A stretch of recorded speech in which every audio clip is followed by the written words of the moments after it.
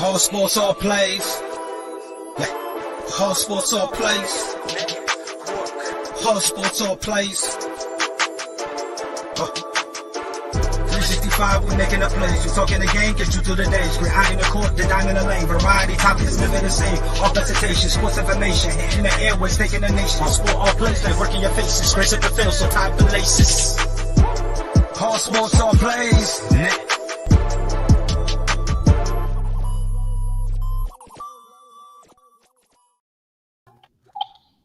All right. Good evening, everybody. Welcome to another episode of Bring It. It is Monday, December 6th. How's everybody doing out there? I'm your host, the Big Dog. As always, with me is the crew. We got Ray. Ray's in the house. What's going on, Ray? Not much. How y'all doing? Oh, we're good. Well, yeah, Mike sounds good now. Sounds nice. And we got the coach. What's up, coach? What's up, man? It's good to see you guys as always, man. Crazy week. Lots of great things happening.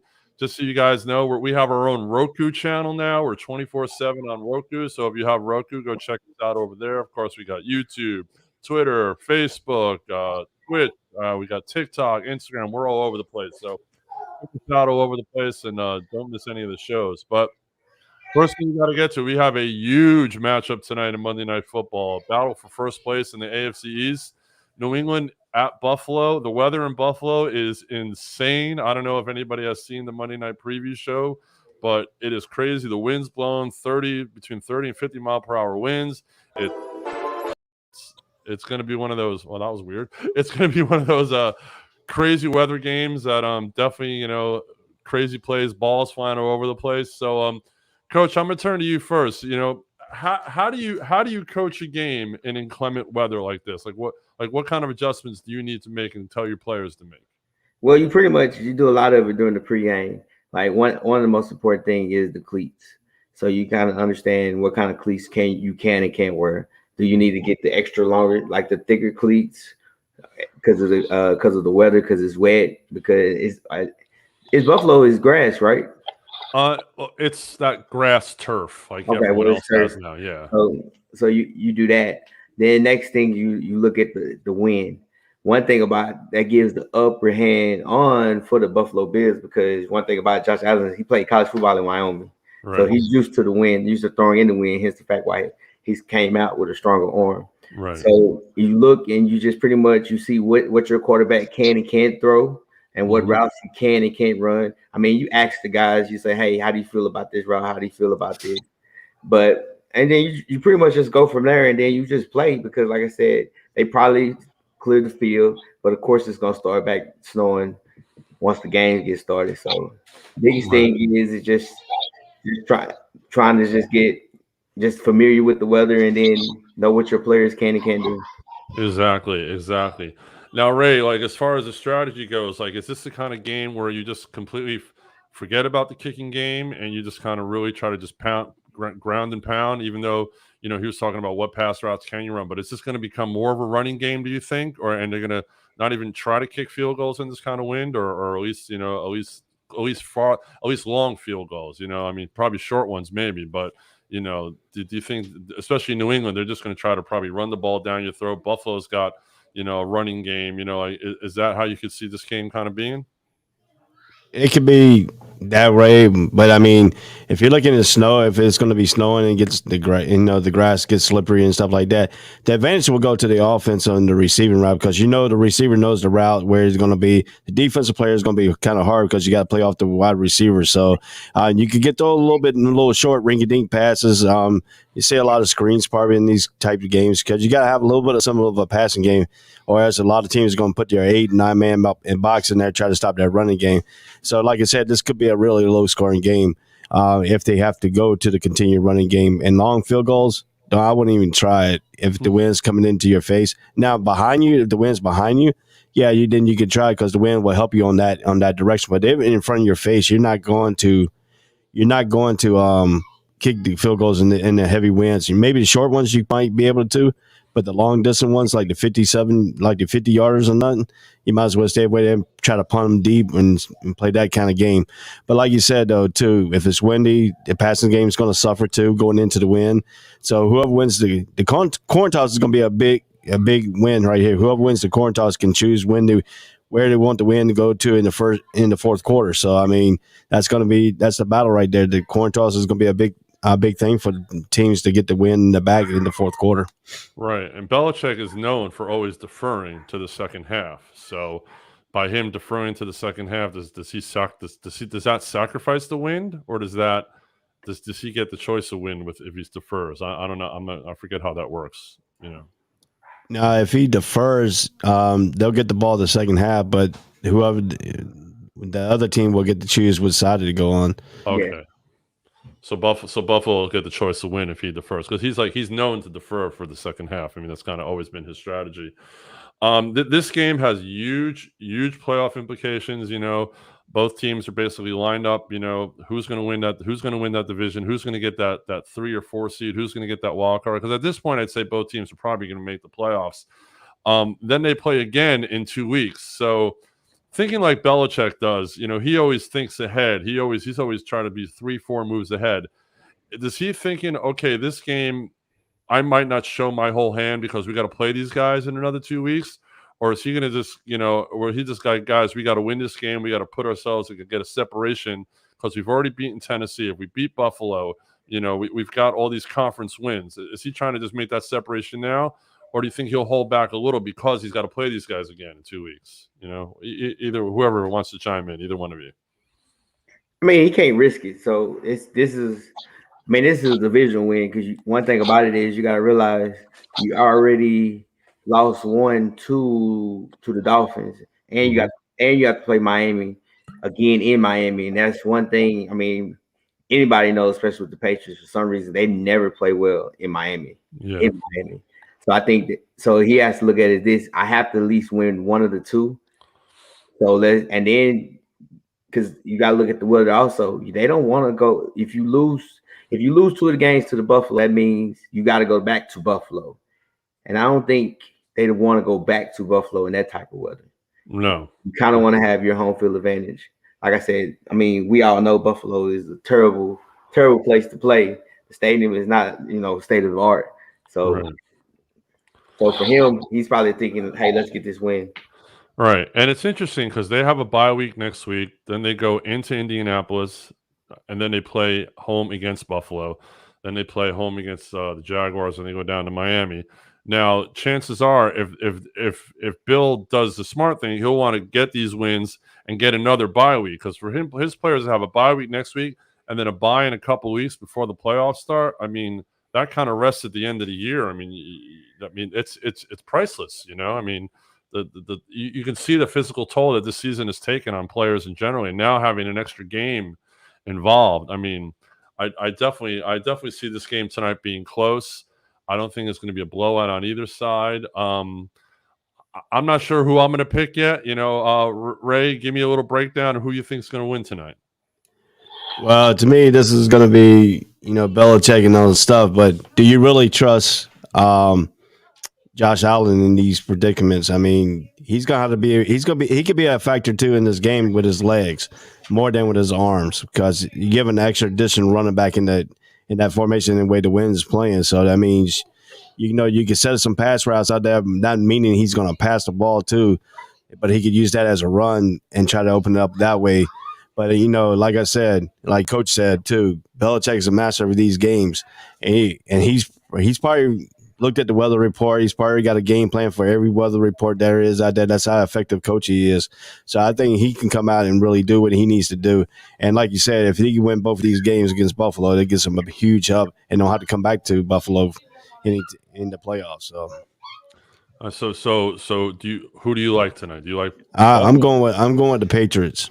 All right, so we got one vote for the Patriots. Coach, what do you think tonight? Oh, Buffalo Bills.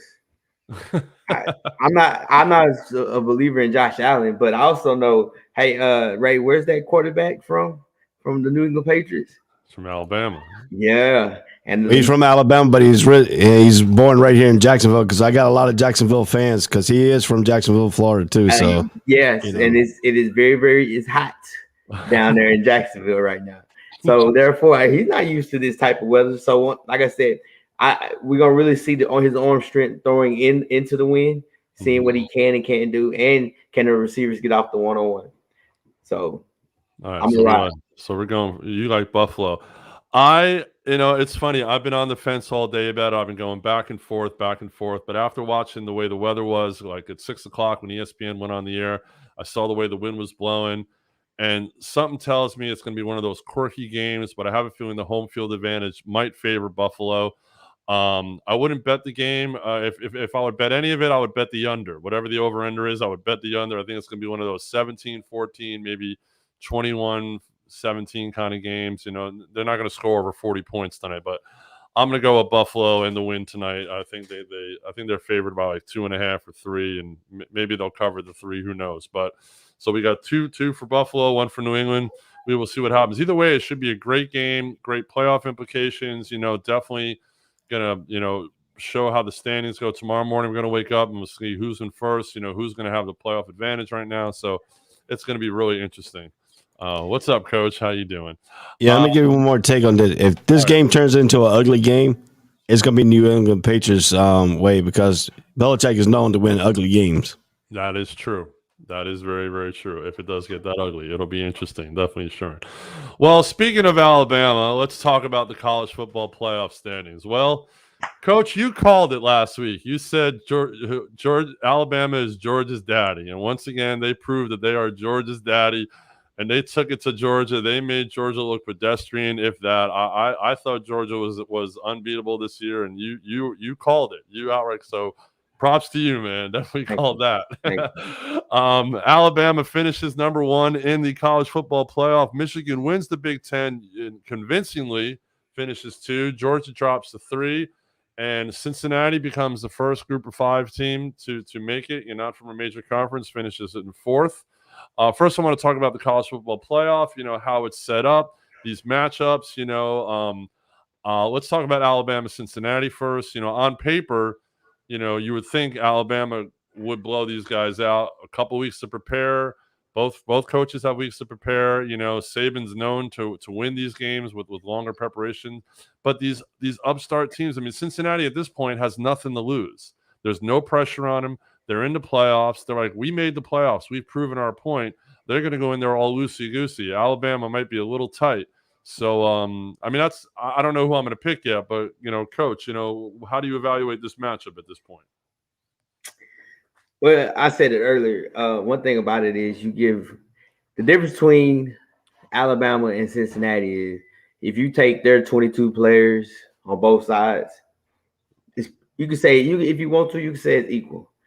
That's not the factor. It's the second string, the backup D lineman, the backup guard, the second string running back that you put in, and even if you go nickel and dime, the corners and the safeties that you put in. That's where the mismatch is going to be, because teams like that they're not too deep, 2 or 3 deep at the D line position. When you take an Alabama team, that first stringer is good, but you still have that second stringer just as good. Right. And I think that's where a lot of people don't understand. That's the difference, because when you go a whole game, because now they were down. Now the fourth quarter, even if it's a close game, now the fourth quarter is going to tell if you got to fight. And then you got to realize something too. Since he's been blowing everybody out, so a lot of their players haven't really just played a full game. But I said it from the beginning. When you have the Alabama invitation, everybody's invited to their invitation, their party. So automatically, I think Bama's going to beat them, just because Nick Saban's going to have them ready. He's going to have them prepared for everything. Since he has to do something out of the ordinary, like you have to come out with some trick plays, something different. If you think you're just going to do it, come out there like you played Houston or anybody else, or even Notre Dame, just know that's not going to happen. Right. No, and this playoff system has basically become the Alabama Invitational. You're absolutely right. But a big injury, Ray, on Alabama's front. Their leading rusher, Brian Robinson Jr., went out in the fourth quarter, and they're not sure if he'll be able to play in a few weeks. So, Coach said their second and third stringers could probably start on Cincinnati, but still, this guy was your leading rusher all season long. So it's still definitely a hit for them, right?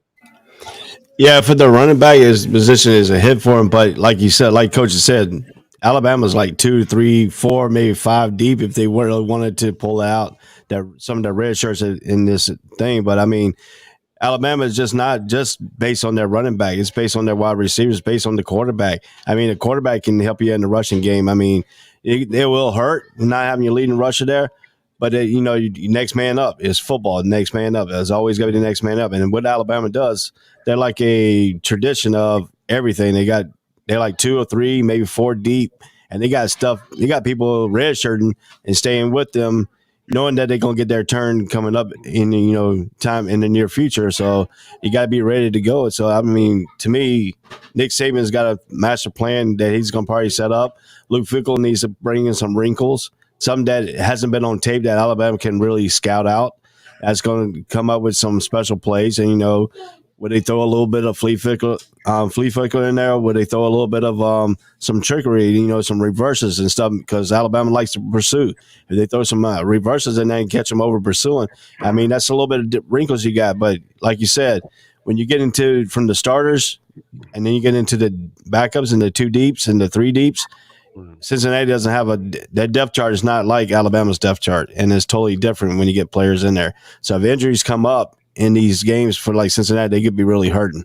So I won't doubt their quarterback. Their quarterback's got the heart of Cincinnati, but like you said, Cincinnati has nothing to play for. It don't have nothing to really pressure them because they're there. But Alabama's going to be favored and everything. But also Cincinnati wants to prove that they belong there, so their players could come out and play with pride too. No, true. But now, and this might be a stupid question, but it might be an interesting question. Does Cincinnati not, they're walking into Jerry World, the AT&T Stadium. That's where the game's at. Alabama's played, 1,001 games in the big stadiums with the 80, 90,000 people.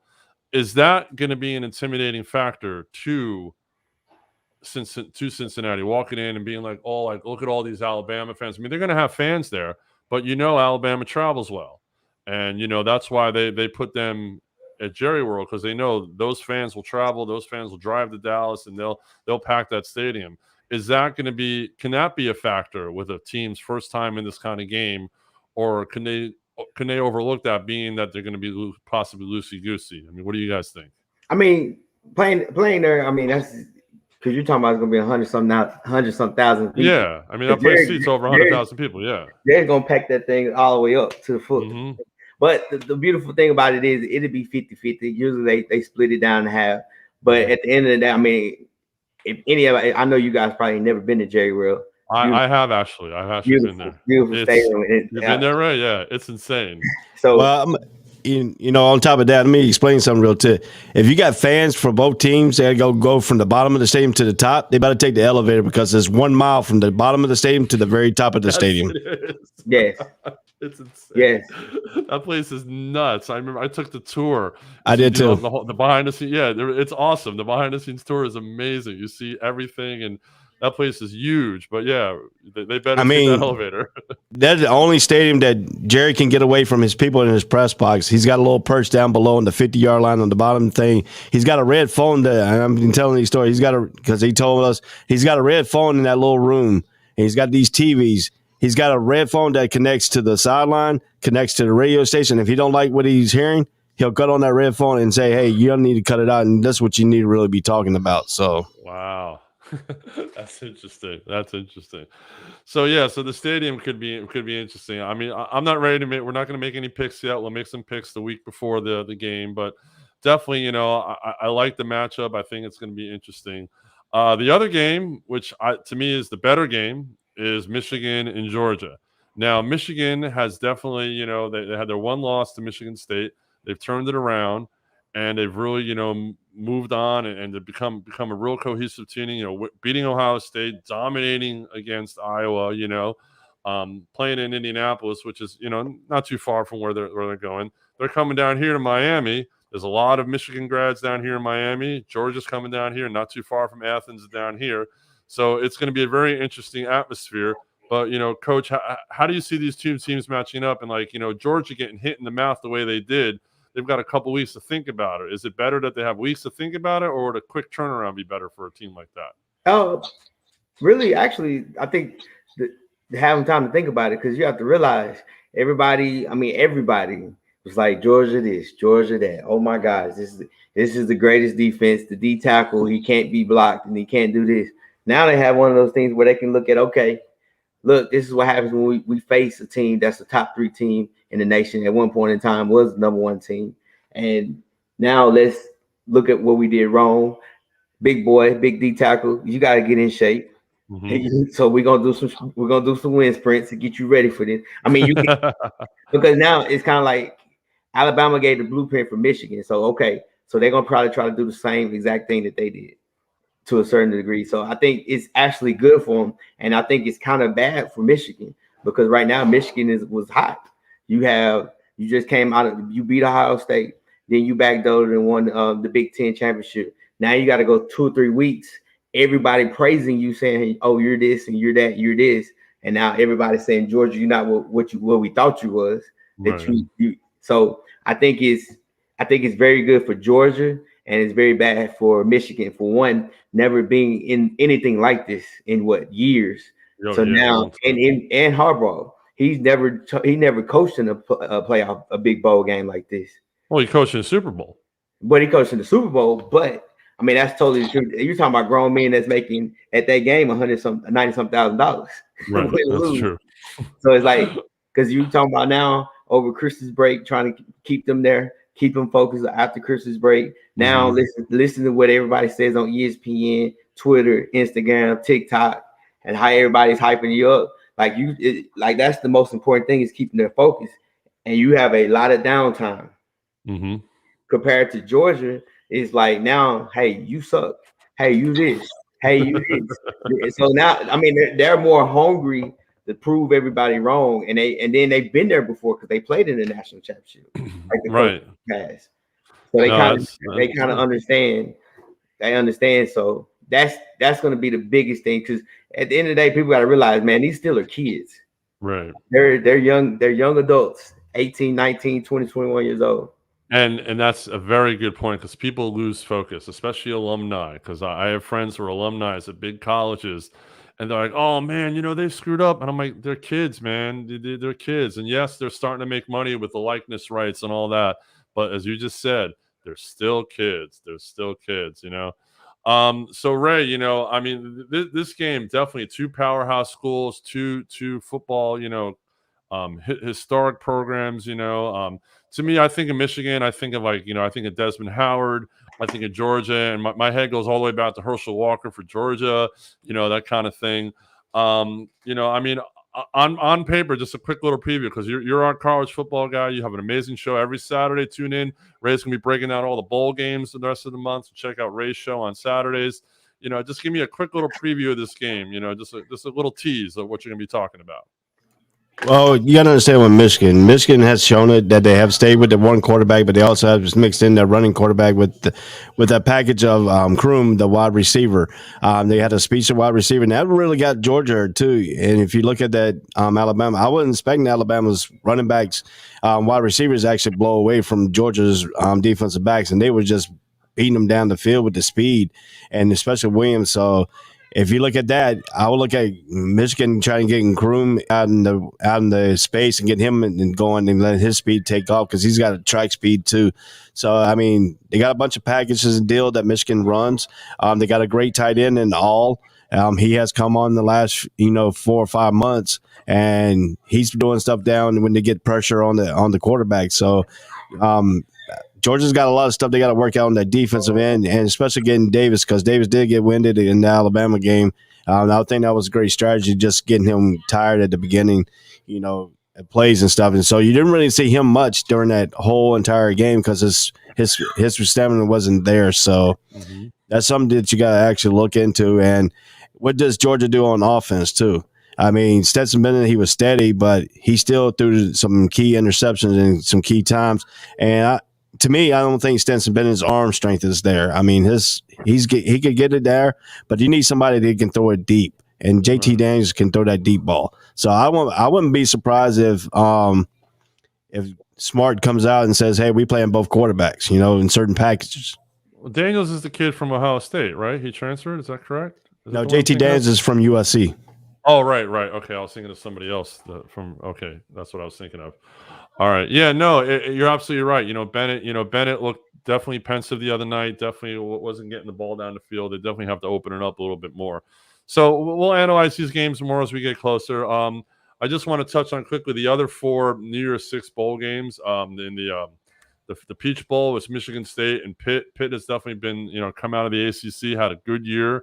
Should be a good game on that. The Fiesta Bowl, Notre Dame and Oklahoma State. Oklahoma State almost pulled that thing off on Saturday against Baylor, even with their quarterback throwing 4 interceptions. Notre Dame really hasn't beaten anybody this season, except, they're all lost west of Cincinnati, so that should be an interesting game.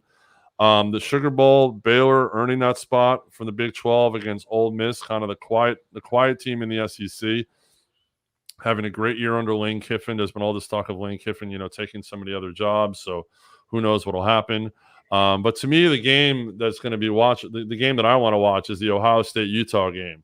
Utah really has impressed me the last couple of weeks. Yes, I know it's the Pac-12. Yes, I know that's the weakest conference around. But there's something about that Utah team really shutting down Oregon's offense, which was pretty high-powered most of the year. Their defense has really stepped up. And having a chance to play a team like an Ohio State from a powerhouse conference, for first time in a long time, Ohio State hasn't made the playoff, I'm looking forward to this Rose Bowl. I don't know about you guys, but I think that's going to be, out of those 4 games, I think that's going to be the best one. Coach, what do you think? Yeah, but I mean, and that's the good thing about, like I said, college football. Teams that you expect to win, they get blown out or they look at a team and go, oh, they're not that good, and they sleep on them. So that's one good thing about the college football, which, I mean, that's college football and basketball. This is what we watch it. We watch it for this right here. Right. Because that's why you have a lot of people, especially when it comes to college compared to NFL, they like college more because the games are closer, games are more important. And then you have the bowl games, which you could just sit, especially on the Christmas break, and you can watch all day. Exactly. It's just a bowl game fiesta, that's for sure. I remember growing up always watching those games and that type of thing. Bill Stevens about to screw me over in fantasy. Oh, well, all right. We haven't checked the score yet. We're going to check that score in just a minute. He up here worried about that fantasy. He need to worry about his pick because he rolled with the New England Patriots too. Oh, he did. Oh, all right. So we'll have to see what happens with that. So yeah, before we go to our break, just Ray, quick thing on the Rose Bowl. Do you see that game, being a good tight game, or do you think that Utah is just such on a roll and they've just been playing so well lately that they're just ready to just keep rolling over, and Ohio State might be mentally in a bad place from losing to Michigan? Well, if you got to look at 2 things too. I mean, Ohio State might be mad because he lost to Michigan, so they could come out and try to steamroll Utah. But if Utah plays their physical style game, that could be give them a little bit of doubt. So I mean, if you look at it, how Utah beat Oregon with the physicality of their offensive line and all the different packages that Utah can present, Utah is going to present a test in the first 2 quarters before Ohio State can figure out what they're doing. And if like I said, if Ohio State gets out there and Stroud gets out to playing like he's supposed to be playing, then Ohio State could take over on the offensive side. But that defense of Ohio State is gonna be tested strong with the physicality of Utah. I think this is gonna be a pretty good game than what most people think. Yeah, me too. That's like definitely the game of the day that I'm looking forward to it. All right, we're going to take a short break. We're going to show you guys what our merch store is all about. Make sure you check out our merch store, and we will be right back. Whole sports all plays.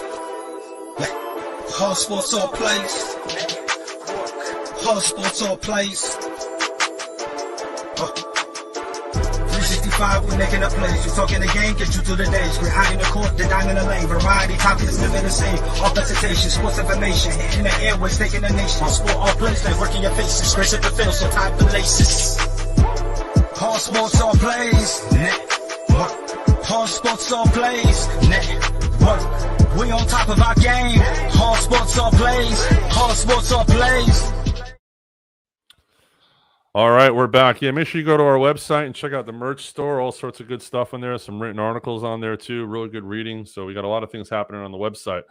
All right, staying with college football. So the jobs in college football and major programs has been like this Ferris wheel of teams. We know last week Lincoln Riley went from Oklahoma to USC. Coach Kelly went from Notre Dame to LSU.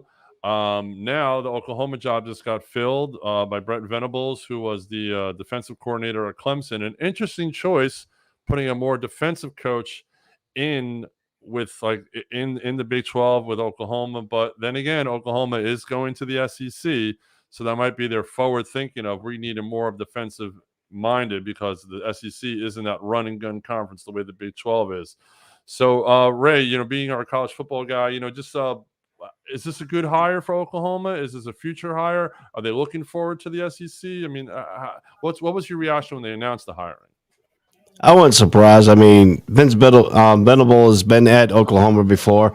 He started his coaching career, in Kansas State as the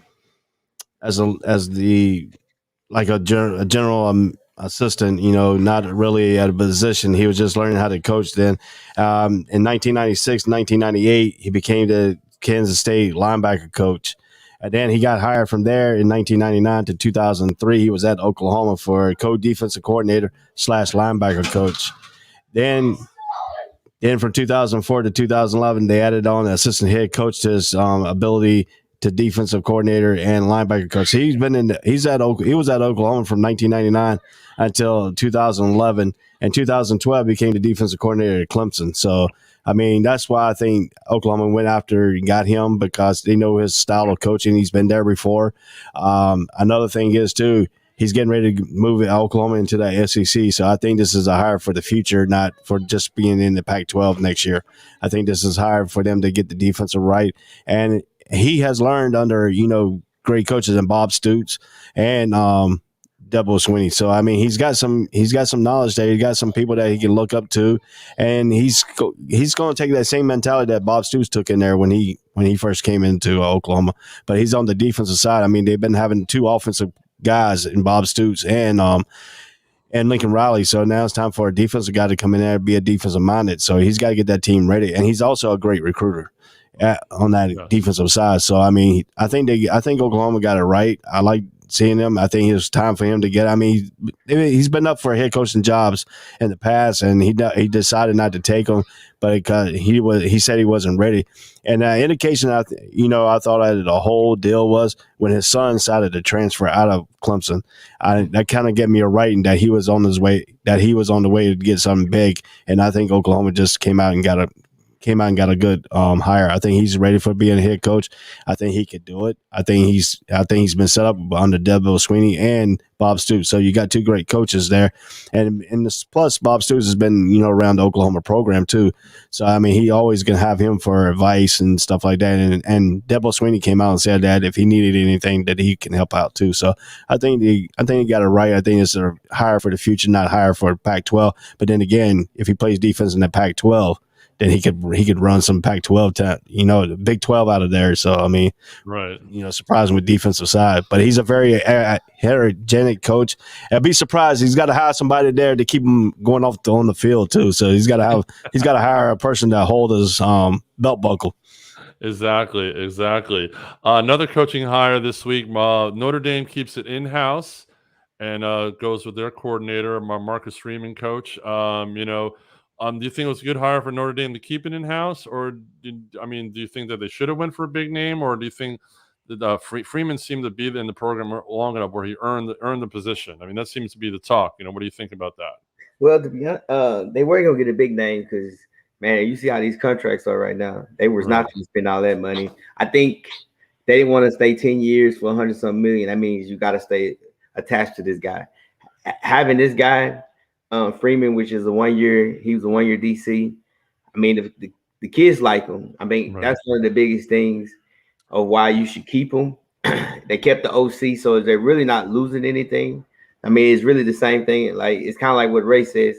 It's going to be more on the recruiting, because one thing about Notre Dame, that's a lot of things that you got to hit before you even think about playing football. Like, you got a lot of stuff. I mean, and that was one of the biggest knocks with Kelly that he hated, that there's so many rules that you just can't get anybody to come to Notre Dame. So you have to be also in the classroom, in the community, like everything has to be phenomenal for you to go to Notre Dame. So if he got the kid like he had 20 some people asked the AD to hire him. So I mean, I wish nothing but the best for him. I hope he does what he can do.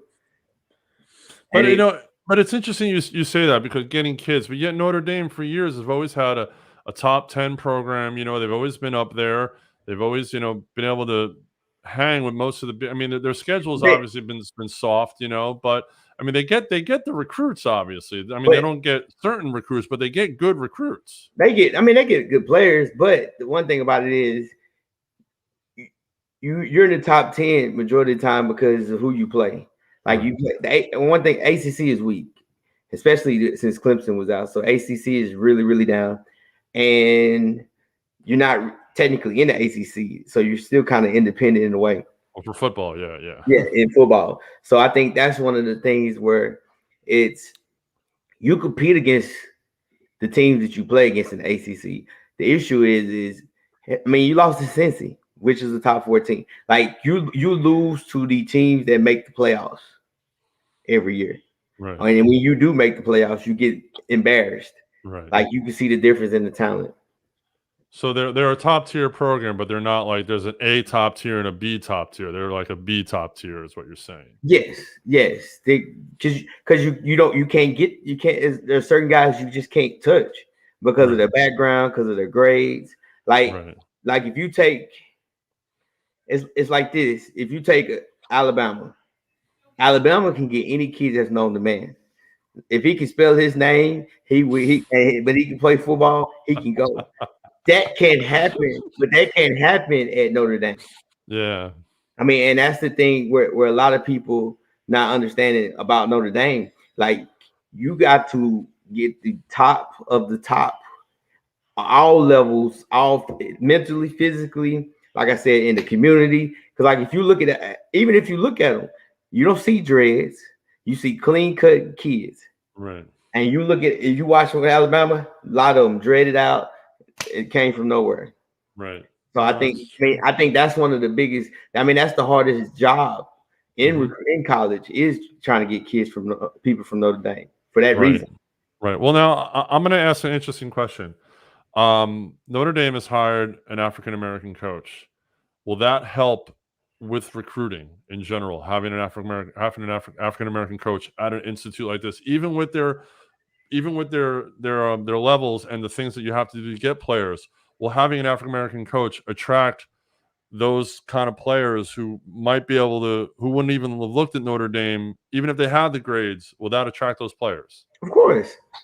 I mean, one thing about it, don't get it twisted. Notre Dame it's a program. I mean, that's one of the top programs that at all ages that you remember. Like, they had even the movie Rudy came from Notre Dame. So it's like it's not that people don't want to go play at Notre Dame. Right. It's you got to all the qualifications that you got to have. I remember, I can't think of his name. It was a running back. I can't think of his name. It was years back. He wanted to play the Notre Dame. Like, he wanted to go, but they were like, you got to cut your hair. So he went to Florida State. I can't think this running back's name to save my life right now. But I mean, that's the thing about Notre Dame. It's not, they can get players. It's the other stuff that you have to do to be a part of that program. Right. But like I said, I wish him the best, man. I don't know too much about him, the guy. So, and like I said, to piggyback on Oklahoma, you got to get an offensive coach. One thing about it, because you can say, hey, defense. You got to get an offensive coach, because, Ray, I don't know what you know. They have in Texas now. Texas doing they call it the pancake. I forgot, one of my coaches told me, a pancake fundraiser. So all the linemen that go to University of Texas, you get $50,000 a year. They raised enough money where each O lineman can get $50,000 a year if you're a lineman in Texas. So you have to really, really, really sell itself right now, especially offensively. Yeah, especially with the season Texas just had under in Sarkisian. Yeah, definitely an interesting point. I want to add something to that Notre Dame too, and this happened back in the '80s. Tim Brown went to Notre Dame before he got admitted to to Notre Dame. Lou Holtz made him go and take a remedial class at a local community college for the summer to redo his SAT scores so he can get over that 950. You know, NCAA has a minimum of 750 for college athletes to get in. Notre Dame's minimum is 950. You got to score at 950. They don't do the NCAA. That's the only thing about Notre Dame. They do not. The minimum has to be 950 to get in at Notre Dame. Huh. Interesting. That's an interesting story. Wow. I never knew that. Yeah, no, I mean, I've heard things like that about Notre Dame, but now to actually hear that number is like, wow, that's pretty crazy. One more coaching move, just want to talk about quickly before, and we'll get a little bit into the NFL at the end. Mario Cristobal leaves Oregon after 4 years, after saying, "Oh, I'm here," but he's a Miami guy. His hometown job opened up, and he said, "Welcome to Miami and Benito a Miami." And he's coming down here. Miami alumni down here, guys I know, are so excited about this move. You know, I mean, he's had a great program out there in Oregon. Obviously, the last 2 games lost bad to Utah, but I definitely think he might be the little spark that the UM program needs down here. Maybe bringing him to prominence again. You know, Ray, how do you see this move working out? You know, I mean, what do you see in it as far as going from the Pac-12? You know, from the Northwest back down here to the Southeast, where he's, you know, coming back home, basically. Well, for me, what I seen Oregon do it at Utah and I see him under his head coaching, he needs to leave that offense up in the Northwest and bring back a physical offense down here to the South. Because I'm going to tell you what, if he brings that Oregon offense that he ran this year, he's going to get manhandled in some of the games in the ACC because some teams are really physical like Pitt. Pitt's a physical team. If he brings that soft offensive line or soft offensive play, and you see what Utah did to him on the physical physicality, it wasn't even close. Both of those games weren't even close. I mean, he scored 7 points the first time against Utah. He scored 10 points the second time. But Utah got over 30-some points. I mean, to me, whatever he did up there in the Northwest, he needed to leave it. He needs to bring a whole new coaching staff with him down here to the South and hopefully get an offensive coordinator that can be more physical than what they showed up in Oregon. No, exactly. It's gonna be interesting. All these major programs, major moves in coaching. It's gonna be really interesting how the recruiting goes, and you know what recruits are leaving. A lot of guys that decommitted for Oklahoma to go to USC already. There's gonna be a lot of moving around, you know. And we'll talk about the early commitment day, another show. That's a whole other conversation. But I want to move on to the NFL real quick. The game of the day yesterday was Pittsburgh and Baltimore. Pittsburgh holds on for 2019 lead. Baltimore drove down, scored a touchdown, went for 2, went for the jugular. But that's the way John Harbaugh is. That's the way Lamar Jackson is. Didn't make it. Pittsburgh pulls out a win. The underlining story of that game was that this week, you know, there was a story that came out that Ben Roethlisberger is going to, you know, this is going to be his last year. He's going to retire at the end of the year. But, you know, Big Ben still has a couple little magic moments in him. So, you know, obviously, you know, this game showed a lot about Pittsburgh's heart and about their program, but I think it also shows that there's still a lot of holes in this Baltimore program, Coach. I know they've got secondary issues, but they did the last couple of games, they haven't scored over 20 points. I mean, you know, what's going on with this Baltimore team? Man, everything. Injuries. One thing I think, from looking at it, from watching the game, I think Lamar can't really read. He can't read the coverages for one. Secondly, he doesn't understand the blitz pickup. So I think they got to simplify the game for him. If that means he has to have 1 or 2 reads, and he needs to have the tight end chip the end, and that running back pretty much get the linebacker. Pretty much the center and the guard has to make all the calls for him so they can understand where the height is. I think that's one of the things, because especially in the goal line, they pretty much, he threw that one pick, they man them. They're gonna man you across the board, and we're gonna rescind people. Because you know you can't really read the defense fast enough, so you don't know who's the hot or who's the read. So I think that's one of the biggest issues right now for them offensively. I mean, the run game is doing their thing. They can't throw the ball. And it's either Lamar making the wrong throw, or the receivers dropping the balls, or it's just everything is just out of whack. They can't get on. None of them can't really just get on the same page. Right. And you've been saying that for a few weeks. John Harbaugh, you got to tune into my show, man. Coach has got the game plan for you. Got to tune in. Got to tune in. So, so Ray, I mean, obviously at this point, I mean, are you buying? Are you selling? Are you holding on Baltimore? I mean, I don't really know what to do with them right now. I mean, I'm not sure where I stand with them. I mean, yeah, like Coach said, he can't read the defense. And I mean, it goes all the way back to when he was at Louisville too. When he came down here to the Gator Bowl, I was at the game. I was in the end zone when he threw all those 4 different interceptions in the end zone in that ball game, and I could tell that he couldn't read the defense because the defense was playing a disguised cover 2 type defense, and then put a little bit of pressure on the thing. So he wasn't really reading the defense, and he had like 4 or 5 players open. He went to the guy who was already covered. So to me. And if you look at this game too, he was 23 out of 37 pass attempts. His yards per pass was 5 point. He only threw the ball 5 yards down the field. That's an average, for them to get it. He thrown 1 interception, but he was sacked 7 times. The offensive line didn't give him enough time. He was sacked for 7 times for 34 yards. And to me, I think Lamar Jackson's a little bit better on the roll, moving him out, let him read half the field, not all the field. If you roll him to a certain way, he can read half the field and make that appropriate pass that he needs to do. If you have him scan the whole field in the pocket, he doesn't feel he can go to his progression. He's not long enough to go to the progressions and stuff. So right now, you can't doubt him, you can't hold him, but you can stay with him. But how good is he going to be? He's going to have to improve here in the next few weeks to even get a shot. Because if Baltimore keeps losing like they're losing here, they could be out of the playoffs picture quickly.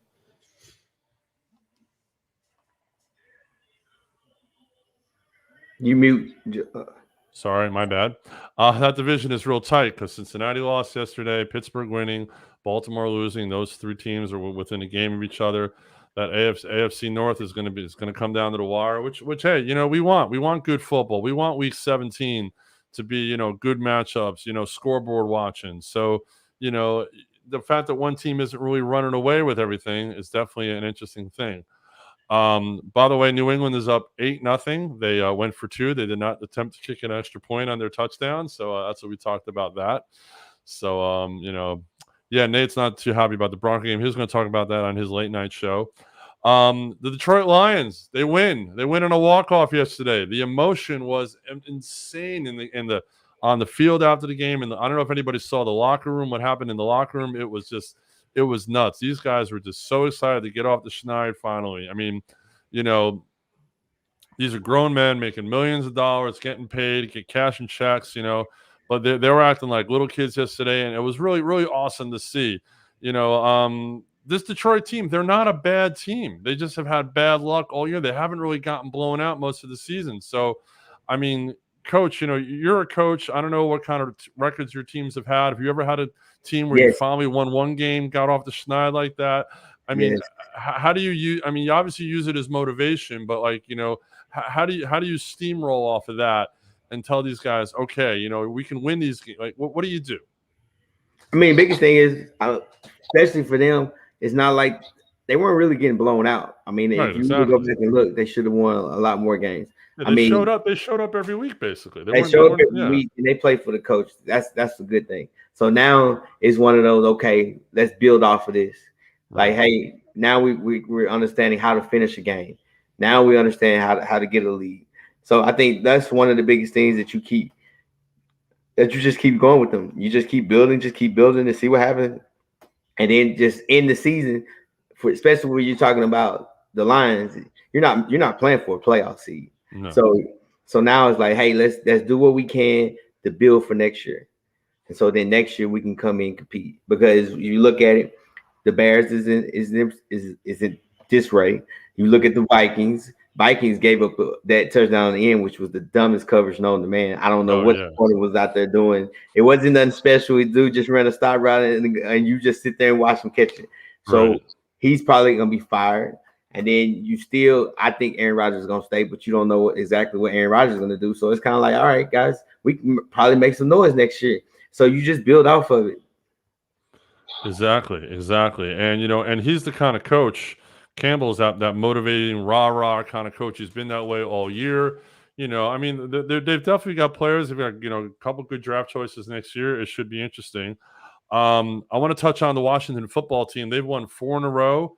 They're in the 6th spot of the playoffs, Ray. I mean, this Washington team, Taylor Heineke has come out of nowhere to be a good, serviceable quarterback, but that defense, that Washington defense, Rivera's got those boys playing defense. Let me tell you, it's great. It's been great to watch. Yeah, you talking about the Washington football team. I mean, it's a remarkable story that they have. And, they got not a known quarterback. They got him playing pretty good. I mean, he started off playing good last year and stuff like that. And then this year, he's been okay and he's serviceable. I mean, he's not doing too much. He had one interception yesterday against Las Vegas Raiders. So, I mean, if you look at it, Washington was leading 7-0 and then 7-6 after halftime, after the third quarter. And then, they got 7 points in a field goal to make it 10 points in the fourth. Las Vegas came back with 9 to make it a close game. So, I mean, if you look at what you're seeing here, I mean, Ron Rivera is a good defensive coordinator. He was a defensive coordinator and stuff like that. And now he's a head coach and, his defense is going to play hard for you. And doing that without Young is even more oppressive. In their defenses, in their depth in the defense for the depth chart. So I mean, he's got him playing pretty good football right now. Can that continue? Can that continue to beat the Cowboys coming up? Can that beat Can they stay right there and attack right at they're 6-6? In the second place of the division. I mean, they're only two games behind Dallas Cowboys right now. So they got one, we get a matchup coming up soon. So, they can put pressure on the Cowboys. They've got 2 games against the Dallas. Yeah. And if they can win those 2 games and don't lose no more the rest of the way, they could really take that division. And then what would Jerry World say if Cowboys, Exactly. It's gonna be really interesting to see what this team does, And one more thing I want to touch on the week. By the way, Buffalo scored. It's now 8-7. So little baseball score there, 8-7. But one more thing I want to touch on. This week in the NFL, it's really interesting to watch what's been going on. Teams you think are good all of a sudden have a bad week. Particularly like San Diego. I'm sorry, San Diego. The Chargers and the Bengals, every week they're back and forth, hot and cold. It's hard to tell, where these teams are at. Arizona proves themselves in a cold weather situation yesterday, goes into Chicago and wins, with Kyler Murray and Hopkins coming off the injured list and be able to play again. Detroit winning, Dallas winning on Thursday, even though New Orleans doesn't really have anything anymore. Seattle finally winning again, and San Francisco, who was hot the last couple of weeks. I mean, it's really hard for me to pick who I like to win the Super Bowl. I mean, I'm leaning right now just because I'm leaning towards Tampa in the NFC, just because they seem to be the most consistent, and because they've got the most veteran leadership. But in the AFC, I think it's a toss-up. I mean, just quickly, like, what do you think we've learned this week in the NFL?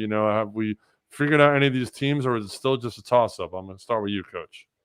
I think Kansas City kind of figured it out. If you go over to like the last 4 or 5 games, that defense is a top 5 defense. Yeah, they really haven't given up many points.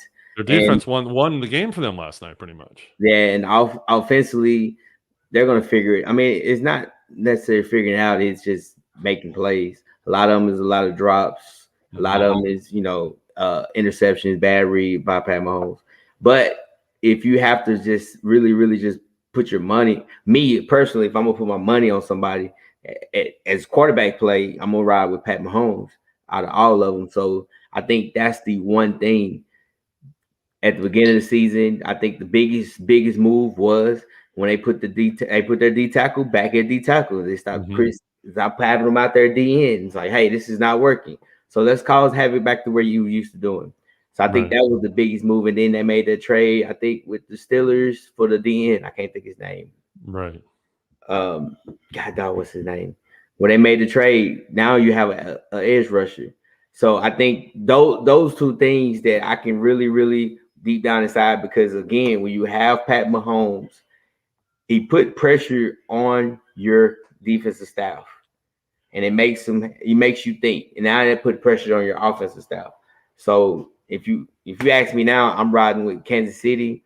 I mean, everybody says the Patriots. Everybody said earlier this season it was the Buffalo, but I don't trust neither one of them. Right. Interesting. All right. What about you, Ray? What did we learn yesterday in the NFL? Well, Melvin Ingram is the guy that you're looking for the defensive end. Melvin Ingram. Yes. Yeah. We talk about teams, don't want to start off too early, peaking at the wrong time, and then unpeaking at with the time you're supposed to be peaking. And I think Kansas City did that very well. I think they played through what they needed to play early in the season. They could be picking at the right time right now, so they could get hot here. With Melvin Ingram, that could have sparked a plug in our defensive, style like that. But also you got to look at what Joe Burrow, what he did, what San Diego did to Joe Burrow, and then, his dislocating of his pinky or whatever that was. I mean, that thing looked terrible. And then he didn't look right after that injury happened. So, we don't know what's going to go on with Cincinnati, if Joe Burrow can keep on going with that, or if it's just something that came out of place and he can put it back in place and hopefully heals up for him. The Washington football team is starting to, play good football too. So, teams are peaking at the right time. That's what I learned. I learned that, too, the Ravens was playing hot. Now they're falling off. But, like we just discussed, Lamar Jackson, he's got to get better accuracy. He's got to learn how to read this defense, and he's got to get somebody. Harbaugh needs to get somebody in there, a quarterback coach that can teach him how to read defense, and get him in some replays and stuff. If I was Harbaugh, I would go and ask Peyton Manning, hey, can you come in here and help him, teach him how to read film, how to break down teams, how to break down the defense, because to me, he's looking like teams are disguising their defense to him, and he looks like he's a rookie trying to read the defense again. So what he's about his third or fourth year now, he should be already learning some of these defense. But I think go ahead, finish, Ray. My bad. Sorry. So I think something he needs to bring somebody in that can teach him how to read the game plans and the film, and how to analyze the film a little bit more, and how to break these defenses down so he can recognize it quicker. Because some of the throws he waited is delayed, and the receiver's already been wide open and he got covered, and then he throws in too late. I mean, you just got to. That's got to come with attrition, and that's what we see with Baltimore, and that's what teams are probably starting to figure out on them too. And that's why the turnaround are dramatically going from the hot down to the cold, because they haven't readjusted themselves. Right. All right, Coach, what were you going to say? No, I was just saying that's one of the things we talked about on the Touchdown Crew, and we're probably going to talk about it more this Sunday. That a lot of quarterbacks nowadays that you're getting these athletic quarterbacks, and you take like someone like Lamar. Lamar really never had to throw. It was always easy reads because he's been running the ball. He's been doing these things since he was in junior high. So now they're like, okay, throw the ball and do this. And he's trying to revert to what he's great at, and that's that athletic ability. Right. And I think that's the one knock about athletic quarterbacks. You have to be able to throw the ball. You have to think throw first, think throw second. Okay, nothing's there. Now let me run it. Right. Yeah, absolutely right. Absolutely. And we can get more into that next week, because unfortunately we've basically run out of time for tonight. Quick plug. Next week's show, we're going to have author Jeffrey Raisley in the house. He's got a new book out that we're going to talk about, a new sports book, kind of a sports mystery book. So that's going to be kind of cool.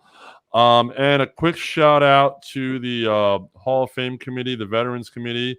They finally got it right. The great Buck O'Neil is finally in the Hall of Fame. This is long time coming. Buck O'Neil should have been in the Hall of Fame years ago.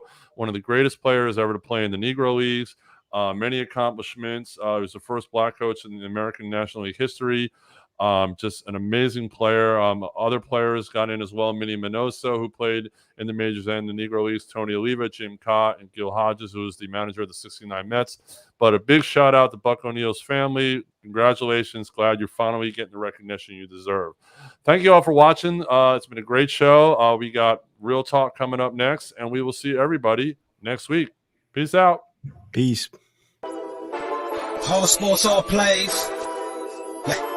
All sports, all plays.